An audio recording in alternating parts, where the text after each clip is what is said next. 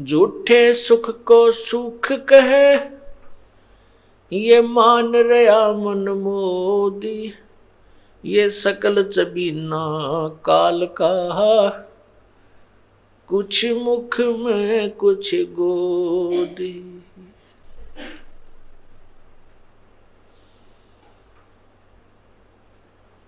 परमपिता परमात्मा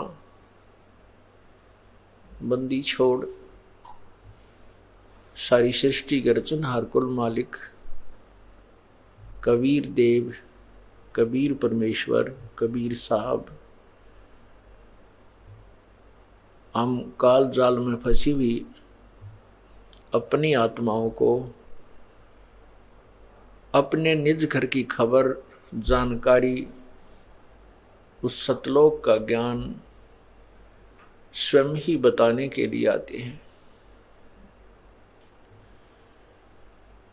हमने अपने पैर पर स्वयं ही कवाड़ा मारा था, अपने पैर को आप ही काटा था, अपने परमपिता से हम दूर हुए थे। इस काल की इस नाटकबाजी को, ड्रामाबाजी को जो ये तप कर रहा था वहाँ पर सतलोक में, उसको देख कर के हम इस पर आसक्त हुए थे। अपने परमात्मा से हमारी श्रद्धा हट गई थी, इसके अंदर हमारी आसक्ता बढ़ गई थी। हम अपने पतिव्रता धर्म से गिर गए थे। और जब पतिव्रता धर्म से गिर जाते हैं आत्मा, उसका कहीं ठिकाना नहीं होता। हम अपने परमपिता से आस्था हटा करके इस काल भगवान ज्योति निरंजन ब्रह्म के ऊपर आसक्त हुए और उस जरा सी भूल की आज हम कितनी यातनाएं सह रहे हैं, कितना कष्ट उठा रहे हैं।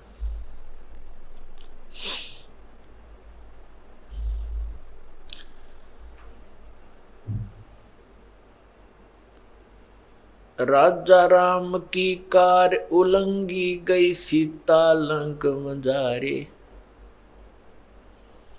10 मस्तक रावण के काटे, विवेक सुन कुराज दिया रे।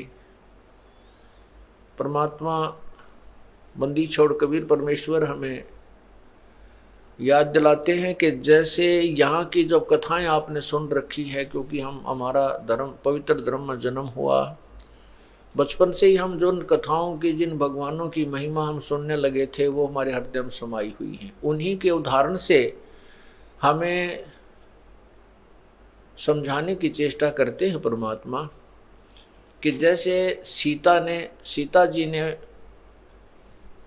जो लक्ष्मण जी ने कार लगाई थी कि इस रेखा के बाहर मत आना, इस रेखा से बाहर मत जाना, सीता जी को कहा था जब तक हम वापस नहीं आए तब तक आप इस रेखा से बाहर नहीं आना। अब सीता जी ने रावण को ना पहचान कर, वो एक साधु वेश में था और उसकी बातों में आकर के सोचा था कि इस रेखा से थोड़ा सा दूर जाऊंगी, इसमें क्या फर्क पड़ता है। अब वह तो उसकी सोच थी कि कुछ नहीं फर्क पड़ेगा, लेकिन जिन्होंने ये लगाई थी रेखा, वो जानते थे कि जिसका घर ही छूट गया है तो उसके ऊपर आपत्तियां कितनी ही आ सकती हैं। जिसका राज भी छूट गया है तो उस पर आपत्तियां और भी बहुत आ सकती हैं। लेकिन सीता जी ने उनकी बातों के, उनके वचनों का उल्लंघन किया, परवाह नहीं की, और उसके प्रतिफल में कितना कष्ट उठाया।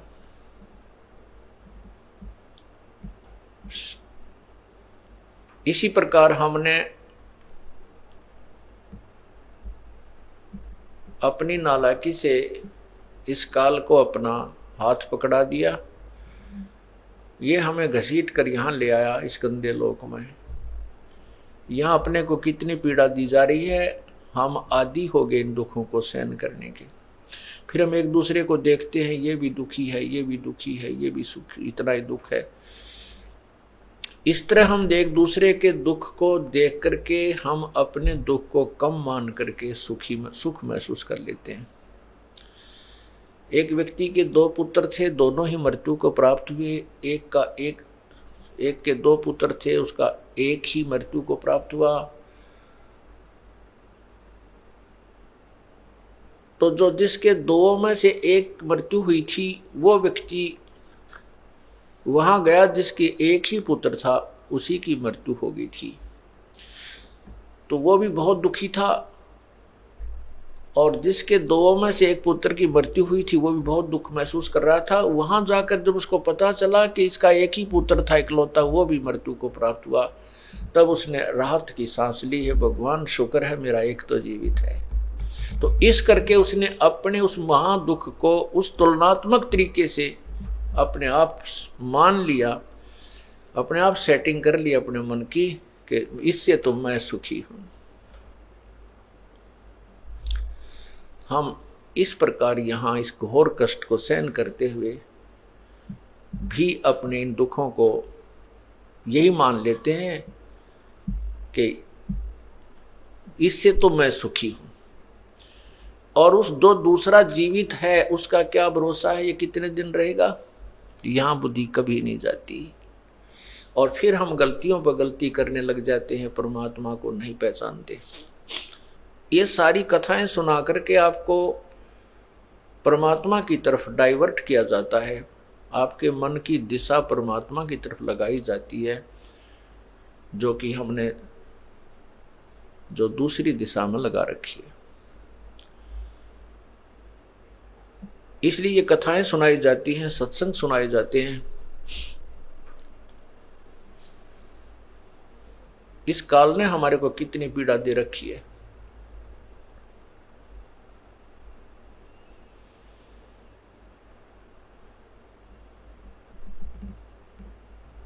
एक किसी भी पशु पक्षी के जीवन को आप देखिए,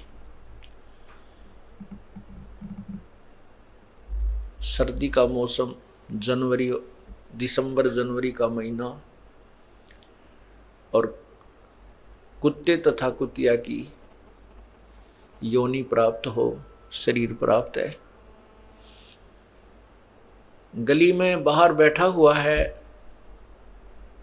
ऊपर से शीत लहर चल रही है, कभी हल्की हल्की वर्षा भी हो रही है, कभी तेज भी हो रही है, ओले भी गिर जाते हैं, और उस प्राणी को कहीं छुपने को स्थान नहीं है। जब वो 8 कमरे बना करके 8 कक्ष की कोठी में रहता था, 4 नीचे 4 ऊपर, फिर तीसरी अटारी, कारों में चलता था। एक परमात्मा के नाम बिना, प्रभु की भक्ति के बिना आज वो नादान प्राणी कितना कष्ट उठा रहा है। सारी रात तो रिहर्सल हुई, सर्दी आई, ऊपर से वर्षा आई, वहां से उठकर भाग गया, फिर ओले आ गए, फिर भाग गया, कहीं पर भी उसको कोई स्थान नहीं मिला छुपने का। खूब पीड़ाएं सहन करी, किसी मोटर गाड़ी के नीचे या बैलगाड़ी के नीचे घुस के उसने अपनी जान बचाई। सुबह हुआ, भूख लगी, किसी का दरवाजा खुला, दाव सा लगा करके अंदर पहुंचा, अंदर जाकर के रसोई की तरफ घुसा, क्योंकि महक आती है उसको अन्न की रसोई में। अब उसको रसोई में कौन जाने दे, और किसी घर के सदस्य ने देख लिया तो उसको भगवान तो वैसे निकाल दे, और निर्भाग सा उसके लठ मारे, टांग टूट जा, कमर में लग गए, तो चिल्लाता हुआ बाहर निकले। फिर वो भूख समाप्त तो नहीं हुई, लेकिन पीड़ा अधिक बढ़ जाने से थोड़ी देर भूख को भूल जाता है। कुछ देर के बाद फिर वो भूख सताती है तो दूसरे घर में जाता है, वहां उसकी किस्मत उसको टूक मिले या लठ मिले। यदि वहां भी उसको लठ मिल गया तो फिर कहाँ चलेगा, वो गांव से बाहर भागता है पूरी सपीट है, और वहां क्या खाता है, फिर मल खाता है जाकर के, पेट भरने के लिए वो कुत्ता। और जब वो मनुष्य शरीर में था, उसको कितना भगवान का ज्ञान समझा लेते, कितनी बार समझाते, लेकिन उसके जू नहीं रेंगे थी, उसका जच्चा नहीं थी, यकीन नहीं, विश्वास नहीं होता था कि तेरे साथ या बिरान माटी होगी, तेरी ये दुर्गति भी हो जाएगी। पुण्यात्माओं, हमारी सोच एक जीव की है। चाहे हम कितने बुद्धिमान समझते हैं अपने आप को, चाहे हम कितने ही अक्षर ज्ञान युक्त, चाहे हम MA PhD कर लेते हैं, कितने बड़े डॉक्टर बन जाते हैं, लेकिन हम परमात्मा जैसी सोच, संत जैसी सोच नहीं रख सकते, क्योंकि हमारा क्षेत्र, हमारा जो विषय ही अलग हो जाता है, हमारी लाइन ही अलग होती है। संत और परमात्मा जो है, उनके द्वारा दिया हुआ ज्ञान, क्योंकि संत परमात्मा का दिया हुआ ज्ञान ही बताता है, और परमात्मा का ज्ञान कभी गलत नहीं हो सकता। हम चाहे अपनी जो बुद्धिमत्ता, जिसको हम पूर्ण मान सके, उसके आधार पर भले ही हम भगवान की बहुत सी क्रियाओं को रिजेक्ट कर देते हैं, लेकिन वो हमारे रिजेक्ट कर देने से वो रिजेक्ट नहीं होती। इसलिए हमने परमात्मा की प्रत्येक वाणी पर ध्यान रखना चाहिए, विचार अमल करना चाहिए, उनको सत्य माननी चाहिए। परमात्मा क्या बताते हैं,